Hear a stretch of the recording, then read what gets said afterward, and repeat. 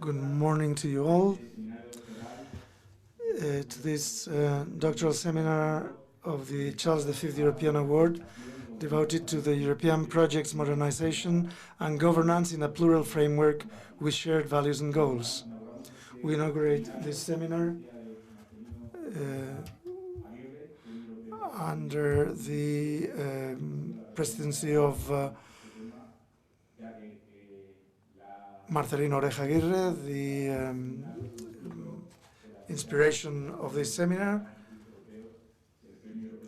and this is the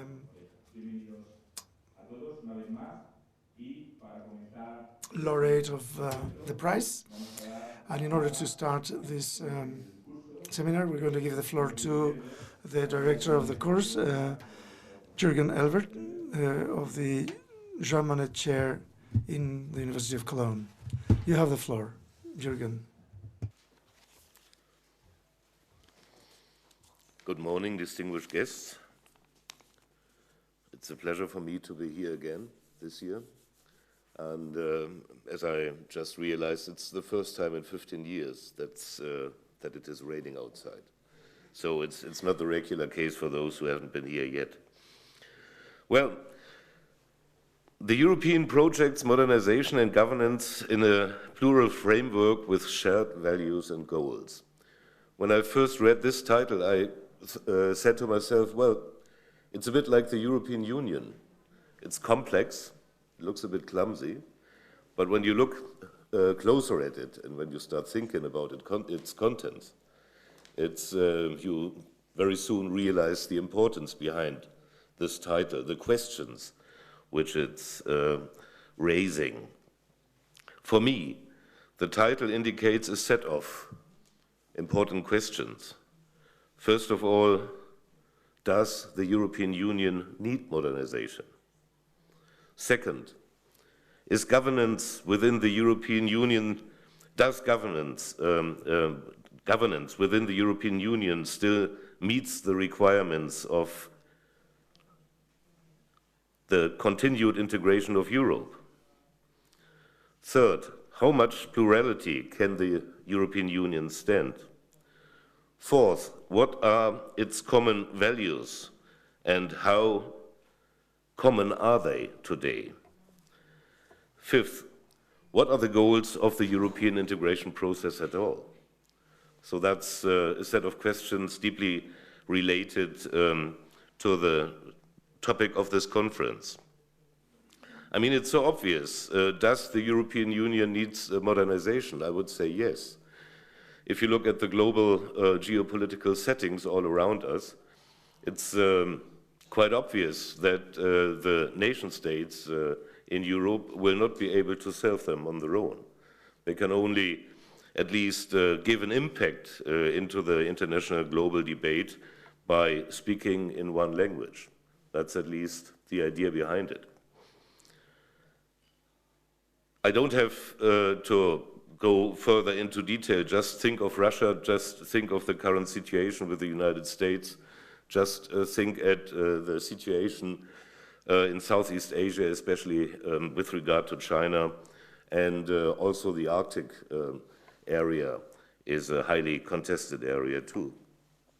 So it's quite obvious that the European Union has to speak with one voice, and to safeguard this, I think indeed that a certain modernization of the structures of the European Union is absolutely overdue.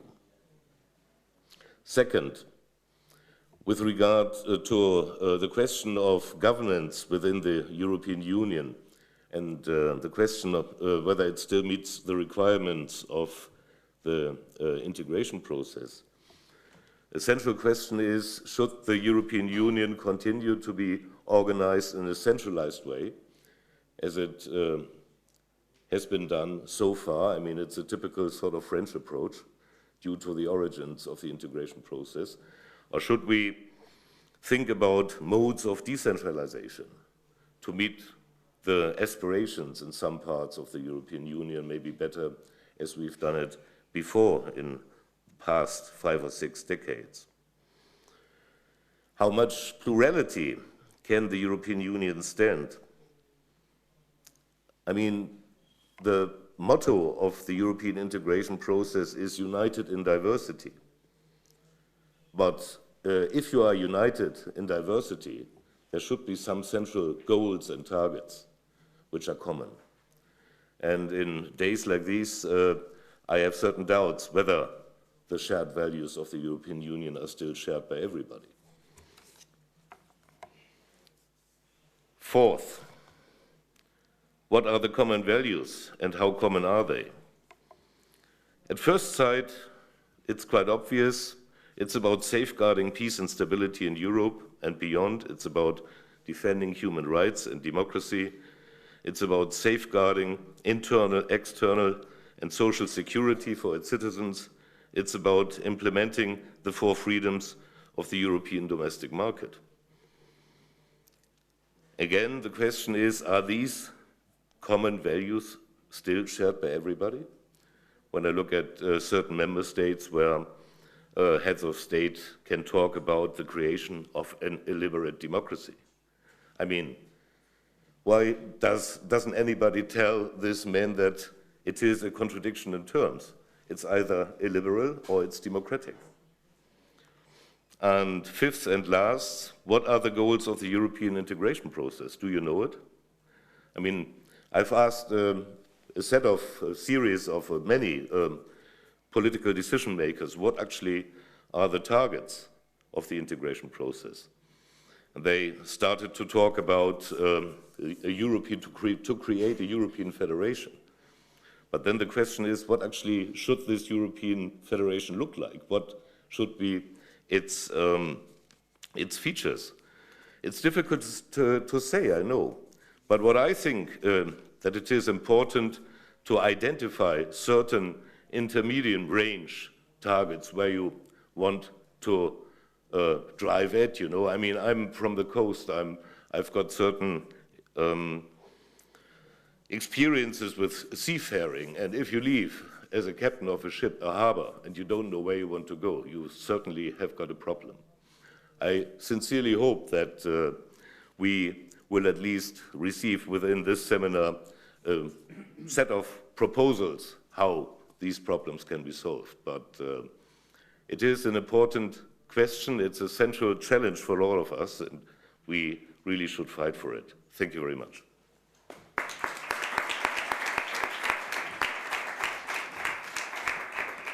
Thank you very much, Professor. Y a continuación tiene la palabra José. And now I want to give the floor to José María Hernández García, the mayor of Cuacos de Yuste.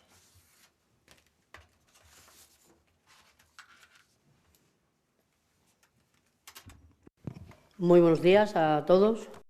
Good morning, everyone.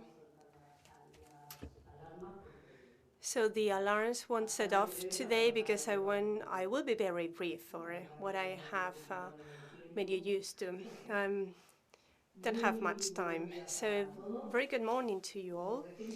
As I have been recently re-elected and successfully re-elected as the mayor of Cuacos de Yuste, but I won't say successfully because, of course, I've been re-elected because the election was successful.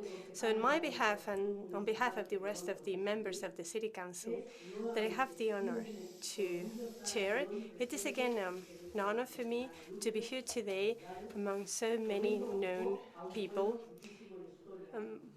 giving voice to a people that is rich in history, culture, nature, landscapes, gastronomy, and especially its great treasure, its people. At this moment in time, I feel honored and I take pride in seeing so many participants coming from so many different countries today in this seminar, doctoral seminar.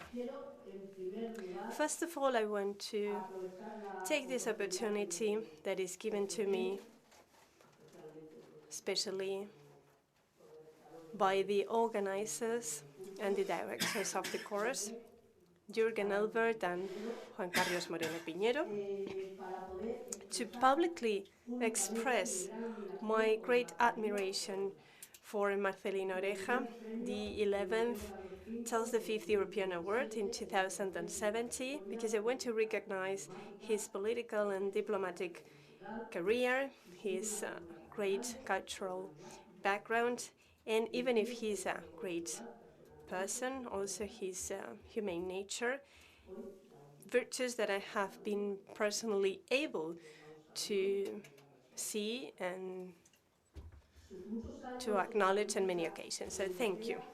It's many years in the European politics, his participation in the European institutions, the Council of Europe, the European Parliament, the Commission, proves that he is firmly convinced of the integration of Spain in Europe as a positive thing.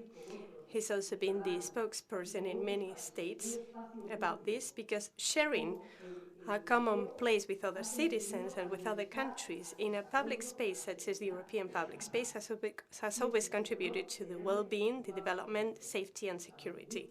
So it's an honor to have him in Cuacos de Yuste. I won't say it enough times. We are in Cuacos de Yuste. In this doctoral seminar of the Charles V European Award, Marcelino Oreja, that starts today, you will be able to share the experience and the knowledge and the wisdom of many prestigious speakers coming from universities from many countries, and Spain, whose speeches will go deeper into the modernization and governance of the European project in a plural framework with shared values and objectives. I think it might be interesting to remember today, many years ago, the 19th of June, 1870, that was when the Confederate States of America ceased to exist after the readmission of the southern states in what soon would become the United States of America. That was a historical milestone that, even if it is far away from us, it can be considered as a precedent of what a union with common objectives can entail in terms of great achievements, and that the member states are at an equal situation, and that makes them stronger in such important things as safety, security, well-being, economy, and the markets. So in this historical place, the one that we are now, of beauty and spiritual calm, when the 21st of September 1558, the Emperor Charles V died, we need to remember that 5 years ago, Philip VI, His Majesty Philip VI, was proclaimed the king of all the Spaniards. Our king is the key person in the cohesion, the coherence of the whole Spanish territory. And I was looking at the titles of the speeches, the presentations that we'll be listening to these days, and I was really struck by the title of one by Javier Esteban Ríos, because a priori I understand that he will be talking about a problem that has affected villages such as Cuacos de Yuste for many years, and even smaller villages, and that I understand also takes place in other countries. But you know that in Spain there are many small scattered villages. So the problem I am referring to, that I think Javier Esteban Ríos will talk about it in his speech, will be the financial depopulation that the big groups of banks, of financial institutions, are creating, that privatize the public profits. I represent the People's Party, the Partido Popular, I have to say it, and it is true that the mayors have to solve people's problems instead of creating more problems for them. So I think this is really important, and we really need to discuss it deeply and with deep knowledge. So as I was saying, they privatize the public profits, And there are many examples about them without then reimbursing them to their customers, or, as we should say, by socializing the losses. And when it comes to the retired people, they have to really travel long distances if they want to get their pensions. So, of course, it is the public administrations, in this case, the Diputación de Cáceres, the Provincial Council of Cáceres, that is subsidizing the financial institutions with public money so that they stay in the places where they should be. So this is what I wanted to mention. I put this on the table so that you may study it. But there are many more other interesting topics. I was just really struck by this one because this is really a problem that we feel that we have in the whole of Extremadura, but especially in the small villages in northern Cáceres. So before I go, I want to again thank the organizers of this seminar, JÜRGEN, Juan Carlos Moreno, and so many professionals that for a few days are transforming this idyllic place into a reference for knowledge and wisdom. So I take the occasion to boast about our climate. Today is not the best example, but also our gastronomy. So please make sure that you will taste our food, our culture and traditions. I know that 3 days are not enough, but you can stay over the weekend. And we have the local festivities in Cuacos, San Juan, St. John's. So if you want to stay over the weekend, it's a great opportunity. And especially this spectacular landscape with many ravines and with crystal clear waters. So I invite you to stay and enjoy all these wonders. Thank you.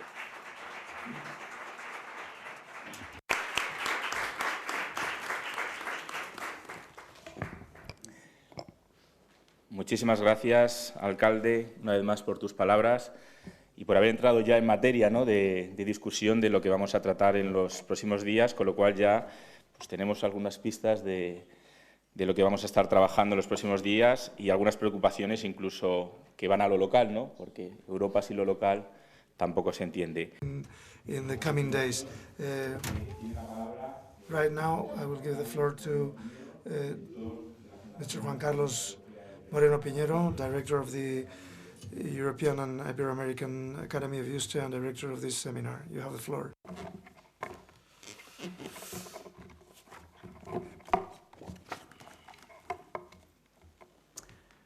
Querido don Marcelino,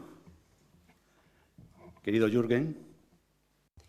Dear Marcelino, dear Jürgen, dear Mayor José María, colleagues, dear students of the Marcelino Oreja European Award Doctoral Seminar, ladies and gentlemen, at this moment I want to keep it brief so that we can start as soon as possible with our works. There will be more time on the last day of the seminar for longer conclusions.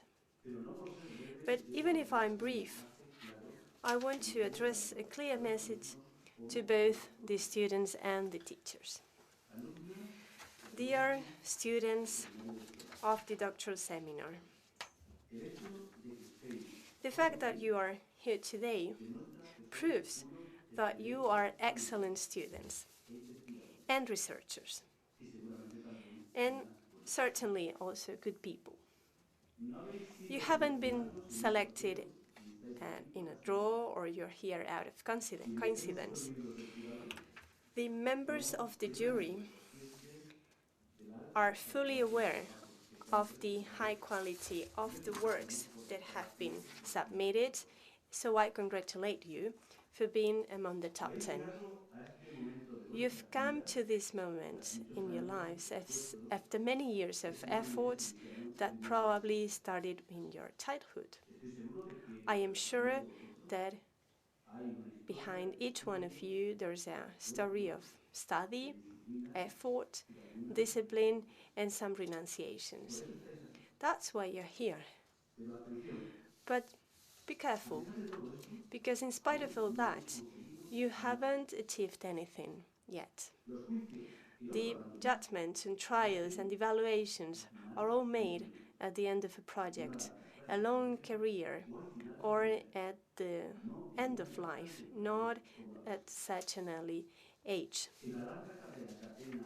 In the long career path that you have just undertaken, you have a competitive edge in this intermediate goal, but the important goal is the last one.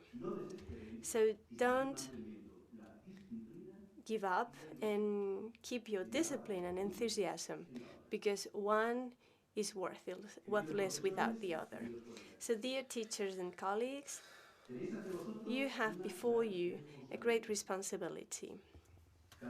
Each one of you is great in your field of knowledge. People acknowledged and admired with an excellent professional career, the fruit of so much hard work. So you have an important challenge today, these days. The one to convey to your students the teachings that you received from your teachers and that you fed throughout your lives. The intellectual house that you live in is not your property. You're just users that inherited it from many generations that preceded you. It is true that you have improved the house, you have made it more comfortable, but one day you will have to quit it, you will have to give it up and assign it to new generations, such as the one that is represented this week here. You're starting to open them the door and show them the rooms, and tomorrow they will use it, they will occupy it, they will refurbish it, and they will be making it better. So that is ultimately the life of a teacher, of a researcher, and a master. As Ortega and Gasset said, we must give back to life what it gave to us, or that we took from it, and we have to give it back to it after meditating and improving it, or after assessing it. So today we're going to talk about Europe and its future, more Europe as a remedy to so many skeptics that have been abandoned or have taken to oblivion, the amnesia of the past that took Europe to a situation of disaster. Europe has to be an antidote. The goal was defined by Mr. Marcelino Oreja with his usual lucidity when he received the award in the hands of His Majesty the King Philip VI on the 9th of May 2017. He said, we want a Europe that is simpler in its proceedings, more understandable.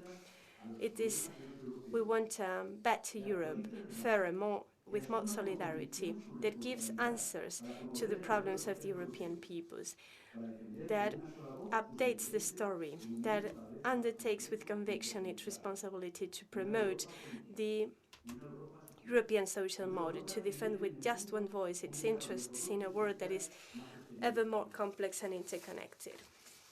A political Europe, a social Europe, a Europe that leads the world in a more sustainable and integrated way. So thank you, dear Marcelino, for your messages, for a life dedicated to a better Europe and your generous contribution to the creation of the new generation. So I hope your historical figure will deserve the attention it deserves. Thank you and happy seminar.